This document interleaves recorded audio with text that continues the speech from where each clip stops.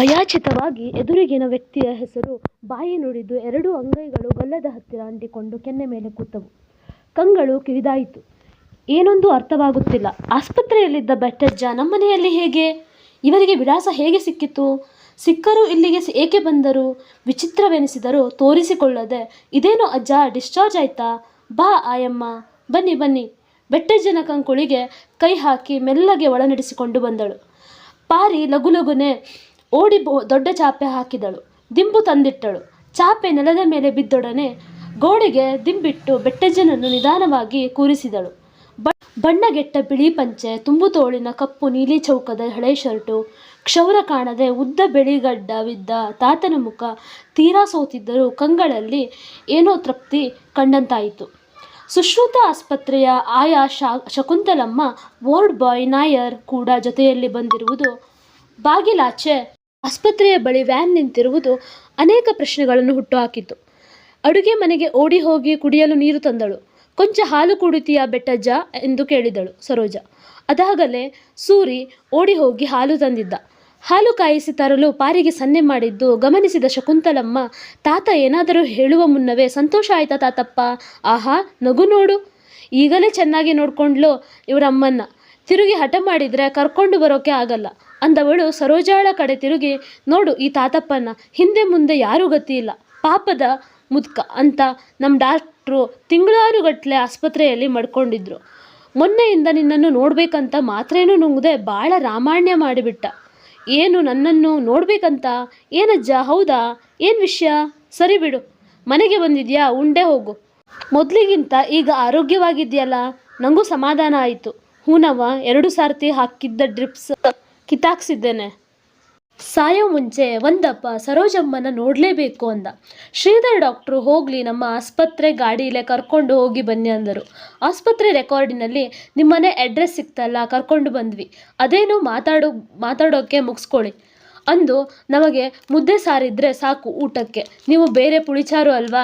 ಹೇ ದೇಶಾವರಿ ನಗೆ ಬಿರುತ್ತಾ, ನಾವು ಇಲ್ಲೇ ಉಂಡು ಹೋಗ್ತೀವಿ ಅನ್ನೋದನ್ನು ಸೂಚಿಸಿ ಚಾಪೆ ಮೇಲೆ ದಿಮಾಕಿನಿಂದ ಕೂತು ಮೊಬೈಲಿಗೆ ಕೆನ್ನೆ ಹಚ್ಚಿದಳು. ವಾರ್ಡ್ ಬಾಯ್ ನಾಯರ್ ಅದೇನೋ ಗೊಣಗಿಕೊಳ್ಳುತ್ತಾ ಆಚೆ ಹೋಗಿ ವ್ಯಾನ್ ಹತ್ತಿರ ಕುಳಿತ. ಪಾರಿ, ಸೂರಿ ಪರಸ್ಪರ ಮುಖ ನೋಡಿಕೊಂಡರು. ರೂಮಿನಲ್ಲಿದ್ದ ಕಿವುಡಜ್ಜಿ ಬಗ್ಗೆ ನೋಡಿ ಮತ್ತೆ ಒಳ ಸೇರಿತು. ಗೇಟ್ ಹತ್ರ ಬೀದಿಯ ಚಿಳ್ಳೆಪಿಳ್ಳೆಗಳು ಆಗಲೇ ಗುಂಪು ಸೇರಿ ವ್ಯಾನ್ ಮುಟ್ಟಿ ಓಡುವುದು, ವ್ಯಾನ್ 2 ಕಡೆ ಇದ್ದ ಹಸಿರು ಬಣ್ಣದ ಹಾರ್ನ್ ಅಮುಕಿ ಪೊಯ್ ಪೊಯ್ ಅನ್ನಿಸುವುದು, ಒಳಗೆ ಕೂತಿದ್ದ ನಾಯರ್ ಬೈದಾಗ ಜೋರಾಗಿ ನಗ್ತಾ ಕಿರುಚ ಮನೆ ಮುಂದೆ ದೊಂಬೆಯಾಗಿಸಿದರು. ಈಗಿರೋ ತಲೆನೋವೇ ಸಾಕಾಗಿಲ್ವೇನೆ? ನಿಂಗ್ಯಾರು ಊರು ಉಸಾಬ್ರಿ ನಲ್ಲಿ ಜಾನಕಮ್ಮ ಅಡುಗೆ ಮನೆಯೊಳಗೆ ಹೋದರು. ಅಡುಗೆ ಮನೆಯೊಳಗೆ ಮೂಲಂಗಿ ಸಾರಿಗೆ ಒಗ್ಗರಣೆ ಹಾಕಿ ಮುಚ್ಚಳ ಬಿಟ್ಟು ಇನ್ನೊಂದು ಒಲೆಯ ಮೇಲೆ ಕುದಿಯುವ ನೀರಿನ ದೊಡ್ಡ ಪಾತ್ರೆಯಲ್ಲಿ ಗೋಪುರವಾಗಿ ರಾಗಿ ಹಿಟ್ಟು ಸುರಿಯುತ್ತಿದ್ದವಳು ತಲೆ ಎತ್ತಿ ನೋಡಿದಳು.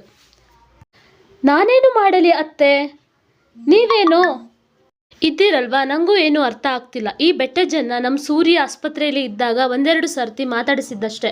ಏನೋ ವಿಶ್ವಾಸಕ್ಕೆ ನೋಡೋಕೋ ಬಂದಿರಬೇಕು. ಇನ್ನೇನು ಊಟ ಮಾಡಿ ಹೋಗ್ತಾರೆ ಬಿಡಿ, ಪಾಪ ವಯಸ್ಸಾದವು. ತಲೆ ಕೆಟ್ಟೋಯ್ತಾ ಏನು ನಿಂಗೆ? ಹೋಗಿ ಬರೋದ್ರಿಗೆಲ್ಲ ಉಪಚಾರ ಮಾಡೋಕೆ ದುಡ್ಡಿನ ಗಿಡ ಇಟ್ಟಿದ್ದೇವಾ? ಅವನೇನು ನಮ್ಮ ನೆಂಟ್ರ, ಇಷ್ಟದವರ? ನಮಗೆ ತಿನ್ನೋಕೆ ಗತಿ ಇಲ್ಲ, ಒದ್ದಾಡೋ ಹಾಗಿದೆ.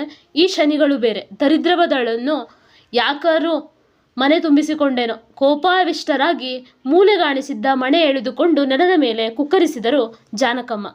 ಮೊದಲೇ ಬಡತನದಲ್ಲಿ ಬೇಯುತ್ತಿರುವ ಸಂಸಾರಕ್ಕೆ ಬೆಟ್ಟಜ್ಜನ ಆಗಮನ. ಅತ್ತೆಯ ಕೋಪ, ಅಸಹಾಯಕತೆಯಲ್ಲಿ ಸರೋಜ. ಮುಂದೇನು? ಊಟ ಬಡಿಸಿ ಅವನನ್ನು ಕಳಿಸಿಬಿಡು, ದರಿದ್ರ ತೊಲಗಲಿ ಅಂದ ಅತ್ತೆಯ ಮಾತಿಗೆ ಬರಿದೇ ತಲೆಯಾಡಿಸಿದಳು ಸರೋಜ. ತಲೆ ತುಂಬ ಸಾವಿರಾರು ಯೋಚನೆಗಳು ಓಡಾಡುತ್ತಿದ್ದವು. ಬಾಳೆ ಎಲೆಗೆ ಬಡಿಸಿದ್ದ ಉಪ್ಪಿನಕಾಯಿ ಚೀಪಿ ರಾಗಿ ಮುದ್ದೆಯನ್ನು ಮಿಳ್ಳೆ ತುಪ್ಪದೊಂದಿಗೆ ಸವಿದು, ಹೂವಿನಂತೆ ಅರಳಿದ್ದ ಬಿಸಿ ಅನ್ನ, ಮೂಲಂಗಿ ಹುಳಿಯನ್ನು ನಿಧಾನವಾಗಿ ಕಲಿಸಿ ಪ್ರತಿ ತುತ್ತನ್ನು ಚಪ್ಪರಿಸಿ ತಿಂದ ಬಗೆ ಎಂದೂ ಕಳೆದುಕೊಂಡ ಸುಖವನ್ನು ಬೆಟ್ಟಜ್ಜ ಬಾಚಿಕೊಳ್ಳುತ್ತಿರುವಂತೆ ಕಾಣುತ್ತಿತ್ತು. ಶುಂಠಿ, ಕರಿಬೇವು ಜಜ್ಜಿ ಹಾಕಿ ಕಡೆದಿಟ್ಟ ನೀರು, ಮಜ್ಜಿಗೆಯನ್ನು ಒಂದಾದ ಮೇಲೊಂದರಂತೆ 2-3 ಲೋಟ ಕುಡಿದು ಡಲ್ಲೊಂದು ತೇಗಿದ ಬೆಟ್ಟಜ್ಜನ ಮೊಗದಲ್ಲಿ ಸಂತೃಪ್ತಿಯ ನಗು ತಾಂಡವವಾಡುತ್ತಿತ್ತು. ತನ್ನ ಅನಾರೋಗ್ಯವ ಮರೆತು ಹೊಟ್ಟೆ ತುಂಬ ಊಟ ಮಾಡಿದ್ದು ಕಂಡು ಆಯಮ್ಮನು ಆಶ್ಚರ್ಯದಿಂದ ಕಣ್ಬಿಟ್ಟಳು. ಬಾಯಲ್ಲಿ ಅಡಿ ತೋರಿಸಿಯೂ ಬಿಟ್ಟಳು. ಇದೇನು ಎಂದು ಕಾಣದೇ ಇರೋ ಥರ ಚೀಪ್ತಾ ಇದೆಯಾ?